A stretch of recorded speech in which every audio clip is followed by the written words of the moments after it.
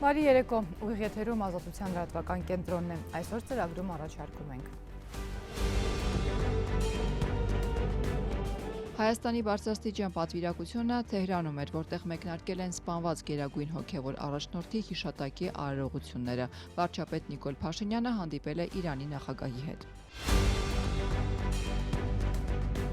Ռուսական սահմանափակումների ֆոնին Բրյուսելը մտադիր է հայկական ապրանքների մեծ մասի համար մաքսային արտոնյալ ռեժիմ սահմանել, ինչ կշահի հայ արտահանողը։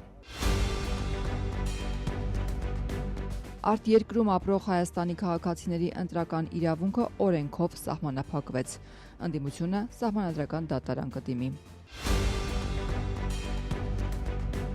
Պետական ծրագրով Ծաղկաձորի ճամբարում հանգստացող երեխաների ամառային հանգիստը բոլորի համար նույնքան ուրախ չի անցնում։ Հանգստի պայմանները հարցեր են առաջացնում։ Ամառ ձմեռ, անձրևին ու տապին, մայրաքաղաքի խցանումներին վերջ չկա։ Մոլդովայի վարչապետը հրաժարական է տվել նախագահ Սանդուի ազգականներից մեկի հետ կապված կոռուպցիոն սկանդալից հետո։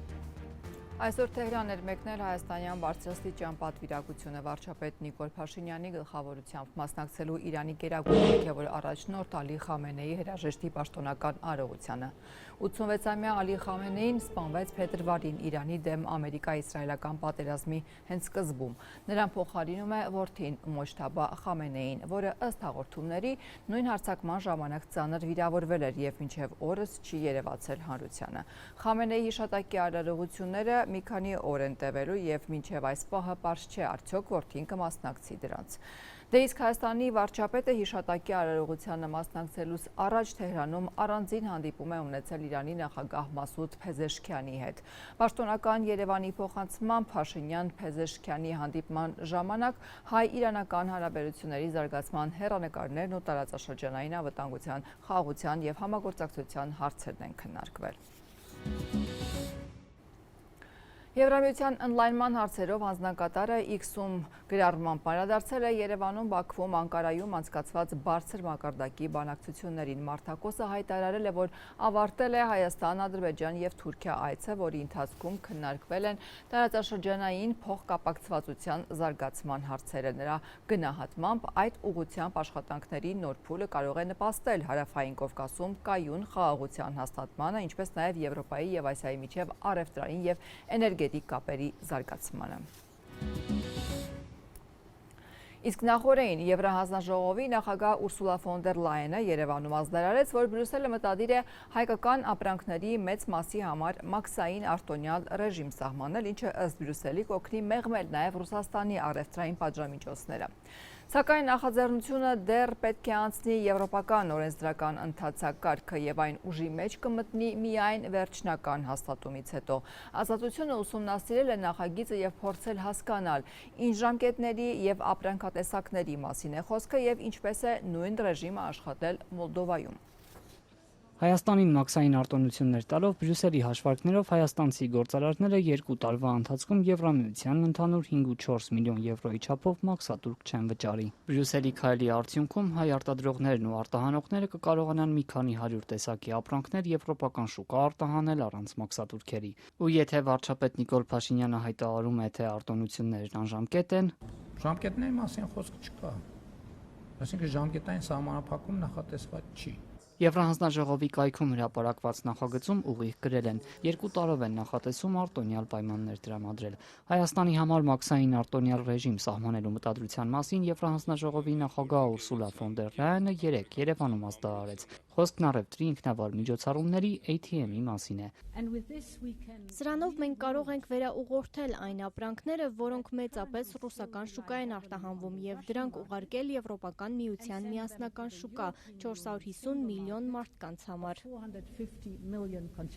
Ազատությունն ուսումնասիրել է նախագիծը, որն ընդհանուր 324 ապրանքախմբի համար ազատ առևտրի հնարավորություն է նախատեսում։ Եվրահանձնաժողովը նախ ընդգծում է, Ռուսաստանի գործողությունները էական բացասական ազդեցություն են թողնում Հայաստանի առևտրային հնարավորությունների վրա ու լուրջ խոչընդոտներ են ստեղծել հայ արտադրողների ու արտահանողների համար։ Մոսկվան Հայաստանի նկատմամբ տնտեսական սահմանափակումներ կիրառեց մայիսին եվրոպացի առաջնորդների մասնակցությամբ անցկացված գագաթնաժողովներից հետո ու նախընտրական շրջանում։ Արգելեցին ըստ էության հայկական ամբողջ գյուղմթերքի ներկրումը, սահմանափակել է նաև կոնյակի ձկների ներկրումը, հանքային ջրի վաճառքը։ Ռուսաստանը նույնիսկ թույլ չի տալիս իր տարածքով տարանցիկ բեռնափոխադրումներ իրականացնել։ Հույս ունենք նաև, որ այն հնարավոր կլինի ընդունել հնարավորինս սեղմ ժամկետներում հաշվի առնելով, որ բերքահավաքի շրջանը Հայաստանում արդեն իսկ մեկնարկել է։ Ինչպես Երևանն, այնպես էլ Բրյուսելն ընդգծում է, կարևոր է, որ նախագիծը կյանքի կոչվի ու իրագործվի այնքան արագ, որքան հնարավոր է։ Եվրահանձնաժողովը Հայաստանին նման արտոնություն տրամադրելու անհրաժեշտությունը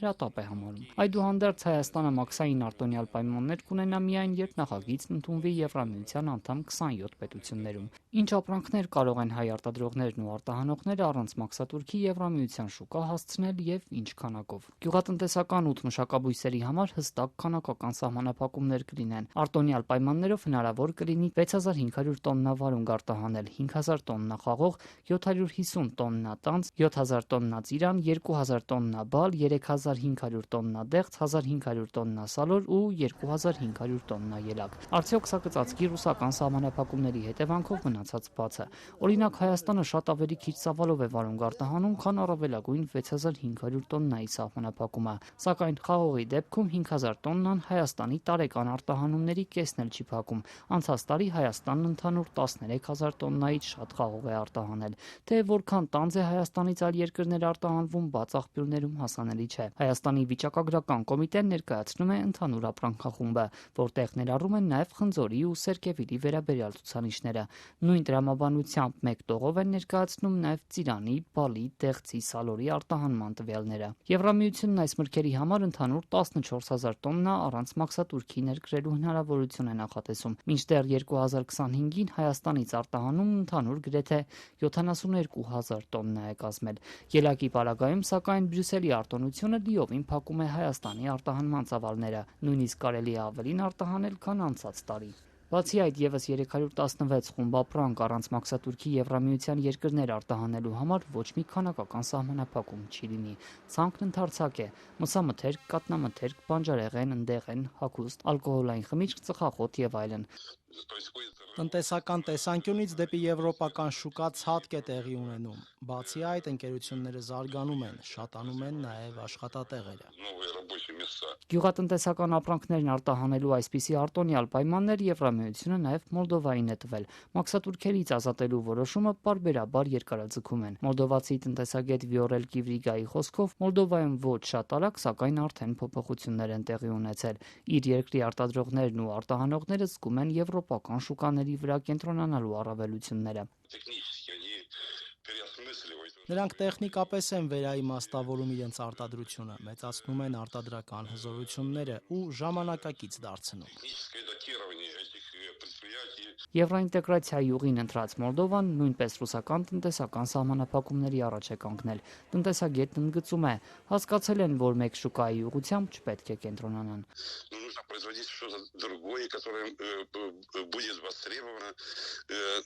Պետք է արտադրել որևէ այլ բան, որը պահանջված կլինի այս շուկաներում, որտեղ այլ կանոններ են գործում, նորմալ կանոններ, որտեղ չկան խոչընդոտներ, չկա շանտաժ։ Շատ անգամներ նույնիսկ ասում ենք, որ եթե ռուսական կողմի շանտաժը չլիներ, Մոլդովայում գյուղատնտեսության ոլորտում բարեփոխումները ավելի դանդաղ կընթանային, առանց այսպիսի արդյունքների։ Սա մոլդովացի արտադրողներին մի իրավիճակում թողեց, երբ պետք էր լուծում գտնել։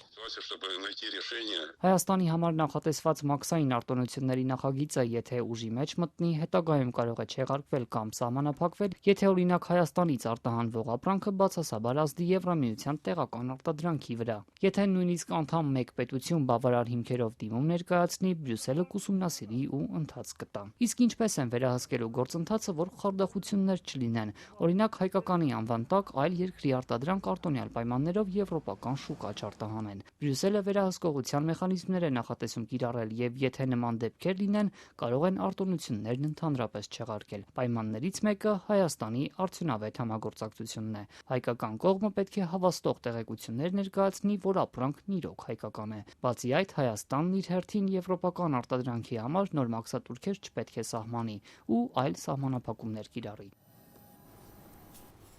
Այլ թեմաների անցնենք։ 8-րդ գումարման ազգային ժողովը այսօր անցկացրեց իր վերջին նիստը, որի գլխավոր իրադարձությունը խորհրդարանի նախագահ Ալեն Սիմոնյանի հրաժեշտի լույթն էր։ Վերջին դիմումը պատգամավորներին ամբիոնից։ Դահլիճի արձագանքն էլ տարբեր տրամադրություններով էր։ Եղավ եւ հոտնկայս ցապահարություն, եւ անտարբեր լռություն, եւ գրկախառնություն։ Տեսախցիկներից հատկապես չվրիպեց հեռացող Սիմոնյանի եւ նոր խորհրդարանի նախագահի թեկնածու Ռուբինյանի հրաժեշտը։ 8-րդ գումարման ազգային ժողովի վերջին նիստի գլխավոր իրադարձությունը խորհրդարանի խոսնակին հրաժեշտն էր։ Գլխավոր հեռացող Ալեն Սիմոնյանն ամբիոնից վերջին անգամ դիմեց թիմակիցներին։ Ընդդիմադիրները դարձյալ բացակայ էին։ Եթե ինչ-որ աշխատանքիս ընթացքում ինչ-որ մեկի նկատմամբ անարդար եմ եղել, թող ներողամիտ լինեն։ Դուք գիտեք, որ ես բոլորիդ սիրում եմ ու ինչքան կարևոր եք բոլորդ իմ համար։ Մինչ Ալեն Սիմոնյանը կմոտենար ամբիոնին, նրան այդ պաշտոնում հաջորդող Ռուբեն Ռուբինյանը Սիմոնյանի աշխատանքը որակեց փայլուն։ Այս տարիների ընթացքում Հայաստանը անցել է բազմաթիվ բարդությունների, դժվարությունների միջոցով, բայց մենք բոլորս Հայաստանի Հանրապետության վարչապետի գլխավորությամբ եւ մենք էլ ազգային ժողովում պարոն Սիմոնյանի գլխավորությամբ հասել ենք մեր ամենակարևոր խոստման կատարմանը, խաղաղությանը, եւ ես ուզում եմ շնորհակալություն հայտնել պարոն Սիմոնյանին մեր քաղաքական թիմը առաջնորդելու համար։ ՔՊԱ-ականները հոտնկայս ծափահարեցին, ծափերին ու ընդհանուր տրամադրությանը սակայն չմիացավ պատգամավոր Հայկ Սարգսյանը։ Նա այդպես էլ մնաց նստած։ Սիմոնյանի եւ Սարգսյանի հարաբերությունները լարված են, երկուսն էլ դա չեն թաքցնում։ Քաղաքացիական պայմանագրի 20 հոգանոց վարչությունից ըստ մամուլի Սիմոնյանի թեկնածությանը կողմ էին քվեարկել 5 հոգի։ Սակայն այսօր նիստերի դահլիճում նրա չընտրվելու պատճառները շրջանցվեցին։ Հեռացող խոսնակին ուղղվում էին միայն դրվատանքի խոսքեր։ Իմ վերջին ելույթով այս ամբիոնից ես ուզում եմ շնորհակալություն հայտնել եւս մեկ անգամ ազգային ժողովի նախագահ պարոն Սիմոնյանին իր կատարած շատ կարևոր եւ վճռական աշխատանքի համար եւ ես ուզում եմ նաեւ արձանագրել, որ մեր տեխնացուն եւ մեր առաջադրած տեխնացությունը իսկապես հաջողված էր։ Ազգային ժողովի նախագահի քաղաքական ապագան դեռ անորոշ է։ Քաղաքացիական պայմանագրի նախագահ Նիկոլ Փաշինյանն էլ երեկ պնդեց, թե այդ հարցով դեռ հստակություն չկա։ Ես նախապես չեմ պլանավորել, որ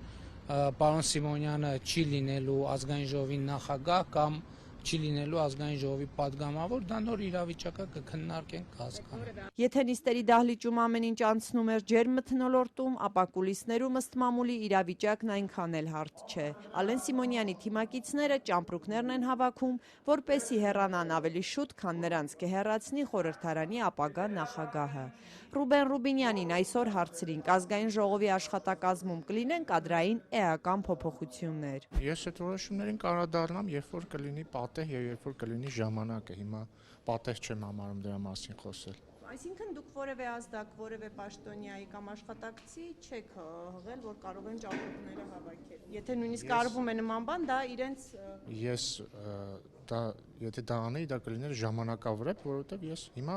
ընդհանրապես քաղաքացիական պայմանագրի վարչությունը որոշել է առաջադրել իմ տեխնացությունը։ Այս պահին կա գործող ազգային ժողովի նախագահ, կա գործող աշխատակազմ։ Խորհրդարանի նախագահ ընտրվելու դեպքում Ռուբեն Ռուբինյանը չի շարունակի Թուրքիայի հետ բանակցություններում ներկայացնել Հայաստանը։ Տեսել եմ ինչ-որ տարբեր լրագրողներ, գլխավոր խմբագիրներ, այդ հիմարությունները խոսում են, ահա, քանի որ Ռուբեն Ռուբինյանը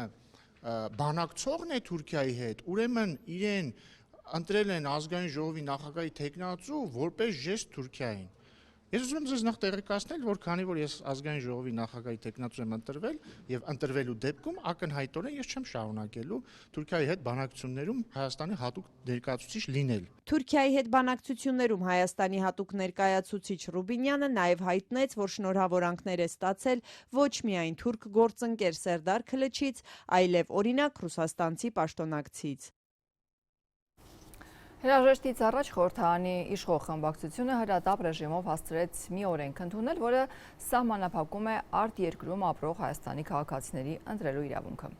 Մտահոգությունները, փորձագետների գնահատականները, որ սա հակասում է երկրի սահմանադրությանը, քաղաքացիական պայմանագրին ետ չպահեցին։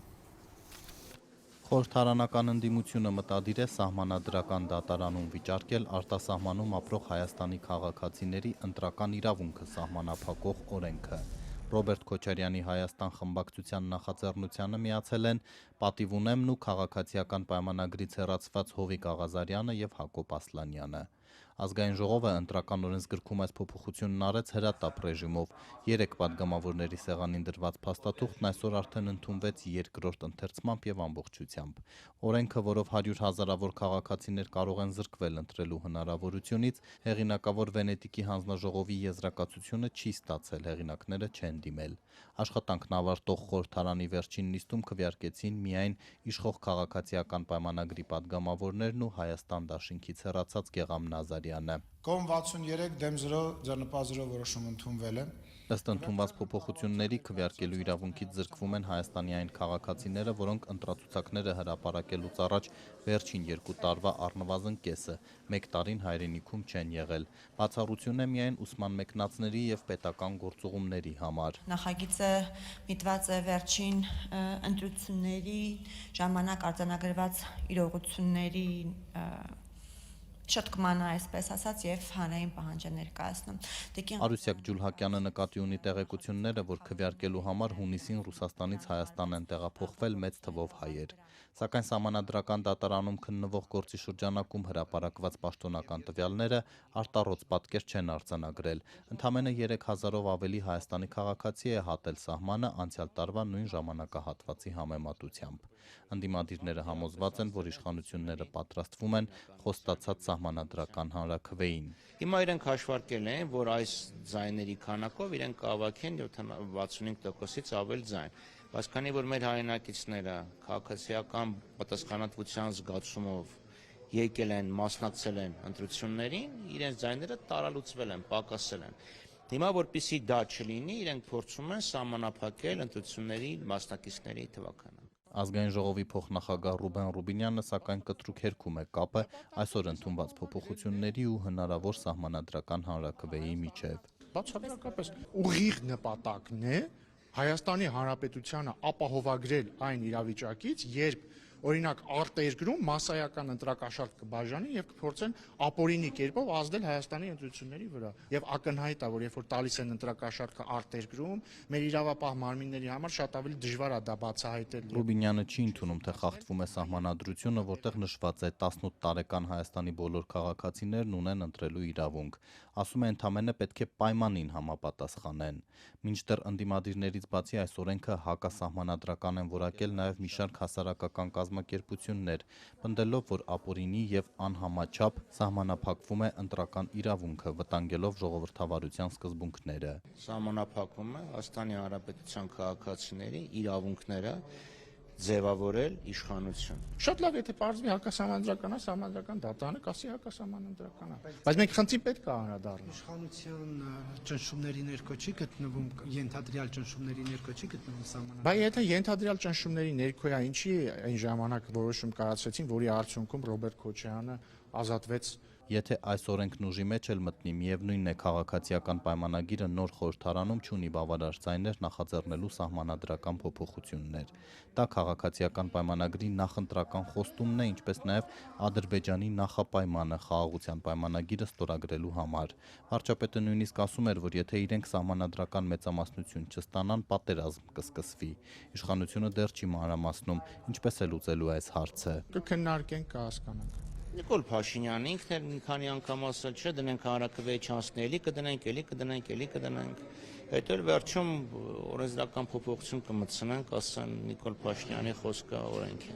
Ընտրությունների արդյունքները ուժի մեջ չմտած գործող խորհրդարանը արդեն հաջորդ ընտրությունների համար խստացնում է խաղի կանոնները նաև այսօր ընդունված մեկ այլ օրենքով, որով 1-ից 2 տարով երկարացվեց ընտրակաշառքի հետ կապված հանցագործությունների պատժաչափը, իսկ դրա համար դատվածները անգամ պատիժը կրելուց հետո տևական ժամանակ կզրկվեն պետական պաշտոններ զբաղեցնելու իրավունքից։ Եթերում Ազատության լրատվական կենտրոնն է, մեր լուրերին կարող եք հետևել նաև Ազատության տելեգրամյան ալիքում, իսկ այս ծրագրի երկրորդ մասում առաջարկում ենք։ Պետական ծրագրով Ծաղկաձորի ճամբարում հանգստացող երեխաների ամառային հանգիստը բոլորի համար նույնքան ուրախ չի անցնում։ Հանգստի պայմանները հարցեր են առաջացնում։ Ամառ ձմեռ, անձրևին ու տապին, մայրաքաղաքի խցանումներին վերջ չկա։ Մոլդովայի վարչապետը հրաժարական է տվել նախագահ Սանդուի ազգականներից մեկի հետ կապված կոռուպցիոն սկանդալից հետո։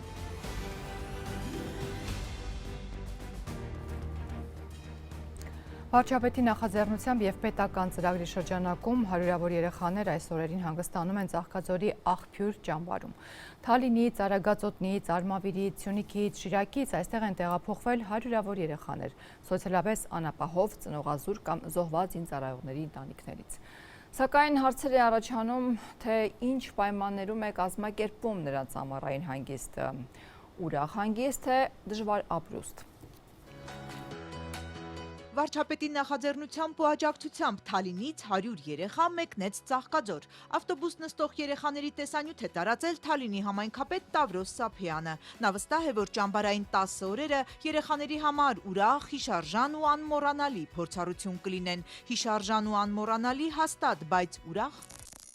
Ծաղկաձորի աղբյուր ճամբարում են ոչ միայն Թալինի, նաև Արագածոտնի, Արմավիրի, Սյունիքի ու Շիրակի մարզերից շուրջ 250 երեխաներ, 7-ից 13 տարեկան, բոլորը ծնողազուրկ, նպաստառու կամ զոհված զինծառայողների երեխաներ են, անապահով, խոցելի ընտանիքներից։ Ինչպես Սափյանն է գրել, վարչապետի նախաձեռնությամբ ու աջակցությամբ այս անվճար ճամբարի պայմանները տեսանելի են դրսից։ Կներեք, ես չեմ կարող թողնել ձեզ։ Ընկեր Գոհարը ավագ ջոկատավարը թույլ չի տա սենյակները տեսնել, փայտե խարխուլ տնակ, որոնցից ամեն մեկում մոտ 10 երեխա է քնում։ Մտանք մի քանի վայրկյանով միայն, խորհրդային հին մահճակալներ, անկողինները ճամբարային տասնամյակների անցյալով, խիտ-խիտ երեխաներ ու սանհանգույց կոչվող հատված, որտեղ հիգիենա հուշող որևէ պարագա չկա։ Դրանց կարիքն էլ չկա, որովհետև տաք ջուր չկա։ Երեխեք լողանալու տեղ կա։ Չգիտենք անկես։ Չէ, չկա, լուր չկա տեղ։ Մտեք տեսեք։ Ոտները դրանում են կայսրա մեջ, Երբեք լողացել հարցը մտքերի մեջ է գցում փոքրիկներին։ Քանի օր է այստեղ են, ճիշտ այդքան օր չեն լողացել։ Չեն լողացել։ Քանի օր է։ 5 օր է։ 5 օր է, երրորդ օրն է։ 4 օր։ Լողանալու հնարավորություն ունեն այս երեխաները, հարցնում եմ ընկեր Գոհարին։ Մենք սենյակներում ունենք լողանում են, դա էլ ենք ժամանակի ընթացքում արել, իրականում մենք շատ վաղուց ունեինք ընդհանուր բաղնիկ, որտեղ դա ճամբարական կա, այդպես է եղել։ Ես ինչ հիշում եմ, ճամբարներում միշտ ընդհանուր բաղնիկ ա եղել, լողացել են, բայց հիմա սենյակներում կա, այսինքն օրվա ընթացքում երեկոները տաք ջուրը պարտադիր ունենում ենք, այսինքն հոտ, ձեռք իրենք կարողանում են լվանալ եւ չէ, նայեք, չէ, օրվա ընթացքում էլ կարա լինի, լողնել արդեն որոշում ենք, հա քանի օր է մեկ։ Տնակներից մի քանիսը տաք ջուր ունեն, ընկեր Գոհարն ասում է, այնտեղ փորձում են աղջիկներին տեղավորել, իսկ սնունդը բլինչիկներ, կոտլետ, ասինքն ամեն ինչ ունենում ենք։ Ավագ ջոկատավարը ճամբարի առօրյան ակտիվ գովազդում է սոցցանցում։ Այս նկարում թեյի 6 բաժակ է, նույնքան կտոր լոլիկ վարունգ, 1 թերթիկ բժշկական երշիկ ու պյուրե։ Այո, չափաբաժնով է, հաստատում է Գոհար Մկրտչյանը։ Այնպես չի, որ ով ինչքան ուզի կարա ուտի, բայց չափը չէ խնդիրը, 250 երեխա ու մի քանի տասնյակ ջոկատավարներ պահող ճամբարում ճաշարանն ընդամենը 200 տեղ ունի։ Մեր նկարահանման պահին մի խումբ երեխաներ արևի տակ սպասում էին ճաշարան մտնելու իրենց հերթին։ Մի քանի անգամ խմբով տեղից տեղ գնացին, արևի տակ չդիմանալով։ Առավոտյան 9-ին նախաճաշած երեխաները ճաշի մտան 3:30-ից հետո։ Որ ասեմ, տես գլոբալ պայմաններից դժգոհում են, չէ։ Դժգոհ չեն, ուղղակի կարոտում են ծնողներին, այսպես են բացատրում այն, որ շատ ծնողներ գալիս ու պոկում են երեխաներին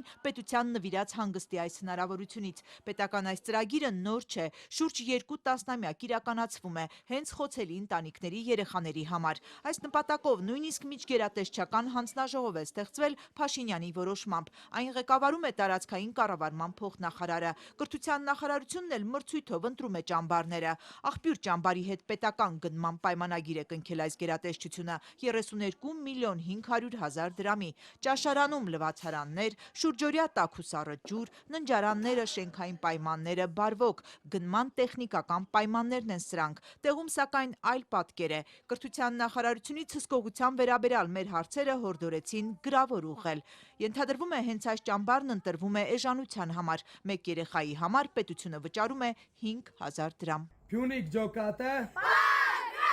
Աղբյուր ճամբարը կարող է իր համար գոյություն ունենալ, բայց ինչու է պետությունը հենց սա ընտրում։ Գունավոր դպրոց մանկապարտեզներով հպարտացող պաշտոնյաներից որևէ մեկը տեսել է, թե ուր են ուղարկում երեխաներին։ Նույնիսկ ավագ ջոկատավարն է այն կարծիքին, որ եթե պետությունը փորձում է երեխային անապահով միջավայրից դուրս բերել, պիտի նրան նվազագույնն ավելի վատ տեղ չտանի։ Նմանատիպ տեղերը ավելի լավ պիտի լինի պատրաստված, քան մեկ այլ կառույցները, որտեղ եթե երեխան մի X տեղից դուրս է գալիս է մեկ ուրիշ տեղ, որտեղ ձեր ասացիք շատ ավելի վատ է, քան այդ արդեն բնականաբար, եւ հոգեպես, եւ ամեն դեպքում։ Բայց քանի որ այստեղ մենք այդ ներքին աուրան փորձում ենք հնարավորինս ավելի հավես, ակտիվ, sense Ըստ ջոկատավարի ժամանցով փորձում են կոմպենսացնել մյուս բացերը։ Իսկ ինչից է բաղկացած ժամանցը։ Ժամանակակից որևէ խաղասարք չկա տարածքում։ Երեխաները պատմեցին, որ գնդակ հասնում է ամենահաջողակներին, փոխարենը զբոսնում են։ Խոսնում ենք, չգիտեմ, բացատային քաղաքում ենք լինում, նստում ենք, պատրաստում ենք։ Տեսանյութերից դատելով երեխաները հաճախ երգելու ու պարելու հանձնարարություն են ստանում որպես ժամանցի հարմար տարբերակ։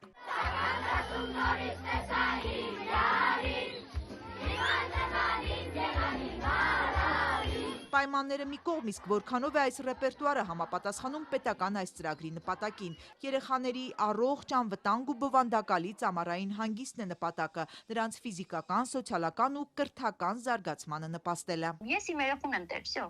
չեմ ուղարկել։ Հասմիկ Իվանյանը զոհվածի այրի է, որդուն անցյալ տարի նույն ճամբար էին տարել։ Գիշերով 15000 դրամով տաքսի է գտելու Մեծամորից Ծաղկաձոր հասել ջերմող որդուն բերելու։ Ամեն զանգերս լացում եք, ես այդտեղ չեմ ուզում մնամ, այնտեղ համակարգիչը դնում են մեր դեմը, ասում են նայում ենք կինո, նկարում են, ասում են հելեք ցվրվեք։ Այս տարի էլ տղան իրերը հավաքել է, ավտոբուսի մոտ հասել, պարզել են նույն ճամբարն է, հետ են փախել։ Հարգելի առաջին ջոկատ, բարև ձեզ։ Այս շատ կարևոր պարտականությունը ձեր ուսերի վրա է։ Ճամբարում այսօր երեկոյան խարույկ պիտի լինի, ոչ մի ոգևորություն չենք տեսնում։ Արևի ուղիղ ճառագայթների տակ փայտեր են այս ու այն կողմանում երեխաները։ Երեկոյան հին աղմկոտ մահճակալներին կպարկեն առանց լոգանքի, կփորձեն քնել պետության բարձր հովանու ներքո։ Վերադառնանք Երևան, որտեղ հավերժ քննարկվող եւ այդպես էլ լուծում չունեցող հարցերից մեկը մնում է երթևեկությունը։ Համառ ձմեռ, անձրևին, տապին մայրաքաղաքը կաթվածահար է, խցանումների վերջ չկա։ Երևանցիների չդադարող բողոքի ֆոնին իշխանությունը շարունակում է պատճառահետևանքային կապից խոսել։ Շատ ծանր ու վատ։ Միտեղից միտեղը շարժվելու համար պետք է բավականին ժամանակ ծախսես։ Շատ վատ։ Երևանի այս բնակիչները շատ վատ են գնահատում մայրաքաղաքի երթևեկությունը։ Մալացիայից դե եմ գալիս 50 րոպե տևում է մինիմումը։ Օրեցօր ծանրացող խցանումները հաղթահարելն ու աշխատանքի հասնելը դարձել է մեծ մարտահրավեր մարդկանց համար։ Դե մոստեր պիտի լինի։ Լրիվ շենքերասարքով ճանապարհ չկա։ Աջափնյակի մետրոն կառուցելու խոստում տված իշխանությունը, որ գոնե էստակադա ու թունել կառուցեր, այս ճգնաժամը չէր լինի, ասում են Ազատությանը հանդիպած մարդիկ։ Վարչական շենքերն էլ, որ կենտրոնից ծայրամաս տեղափոխեին, շարժը կթեթևանար։ Կենտրոնը պետք է բեռնաթափվի։ Երթևեկությունը կանգնած է լույսը չբացված, դժգոհում է տաքսուվարորդ Արմեն Զաքարյանը, որ իր աշխատանքն արդեն տանջանք է համարում։ Նախկինում խցանումներն ինչ-որ ժամերի էին, հիմա շուրջօրյա է բողոքում է նա։ Կալյասս լարի փողոցներում արդեն։ Ժամ գոյություն չունի, 7:30-ի Տիսակովի փողոցն արդեն Մարգավանդից սկսում է կայնել։ Արդեն առավոտից տրամադրություն են գած, արդեն ասած աշխատանքի են գալիս։ Մեծ պատմություն է Աջափնյակից կենտրոն հասնելը, ասում է այս կինը, որ հույս ուներ ամառային արձակուրդներին ճանապարհները բաց կլինեին։ Իր ճանապարհը մի քանի անգամ երկարել է Կիևյան կամրջի վերանորոգման պատճառով։ Կիևյանը մինչև փակվելն էլ ծանրաբեռնված էր ու այստեղ մշտապես խցանում էր։ Այս իշխանությունը հույս չկա, որ բաննի այս քաղաքին համար։ Մենք հաստատեցինք 3 կարևորագույն ծրագիր Երևան քաղաքի համար։ Առաջին ծրագիրը իհարկե աջափնյակի մետրոյի կայարանի կառուցման ծրագիրն էր, որը հենց նոր հաստատվեց կոմիտեի նիստով։ Այս ծրագիրը 3 կառավարության կոմիտեի նիստում են հաստատել։ Facebook-յան լայվով տեղեկացնում է Երևանի քաղաքապետ Տիգրան Ավինյանը։ Մետրոյի շինարարության մրցույթը խոստանում են հայտարարել մյուս տարի։ Ընտրություններից 2 ամիս առաջ էլ քաղաքապետն ու վարչապետ Փաշինյանը կառավարության նիստում խոսեցին խցանումների պատճառներից ու լուծումներից։ Դրանից հետո էլ մարդկանց համար նկատելի բան չփոխվեց։ Ոչ մի փողոց, ոչ մի քաղաք անսահմանա, չգիտեմ ոնց են թարգմանում, բեզռազմերը հայերը ոնց է։ Անչափ չի էլի, ինքը մեկա չափ ունի ցանկացած փողոց եւ մենք պետք է հասկանանք, որ այս իրավիճակը ստեղծում է նրանով, մենք պետք է ավտոմեքենաների ներմուծման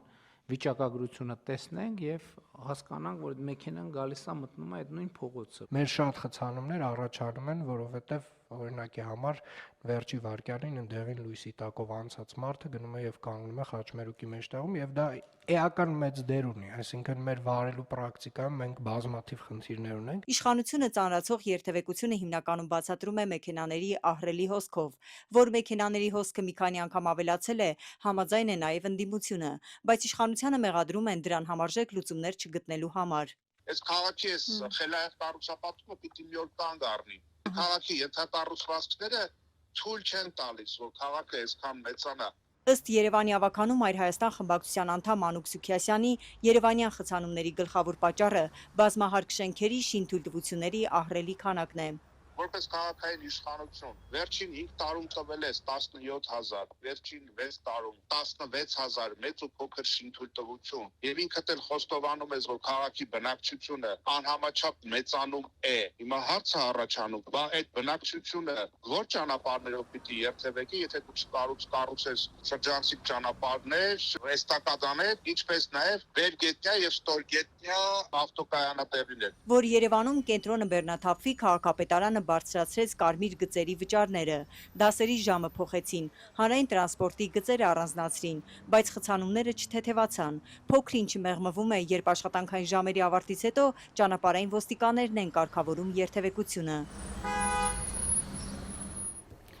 Վերադառնանք խորհրդարան։ Բանակից կեղծ առողջական հիմքերով խուսափածներին բացահայտելու համար առաջարկված նախագիծն էլ այսօր ընդունվեց արտահերթ նիստում։ Քրեական վարույթի շրջանակում կրկնակի բուժզննում անցնելուց խուսափողներին էլ սպառնում է տուգանքից մինչև 2 տարվա ազատազրկում։ Այս կարգավորումը սակայն միանշանակ չի ընդունվում։ Ինչու հեռացող խորհրդարանը այսքան հապճեպ առանց հանրային քննարկման աշխատանքային վերջին օրով որոշեց փոփոխություն կատարել այսքան կարևոր օրենքում։ Արդյոք քաղաքական դրդապատճառներ չեն թաքնված այս ամենի տակ։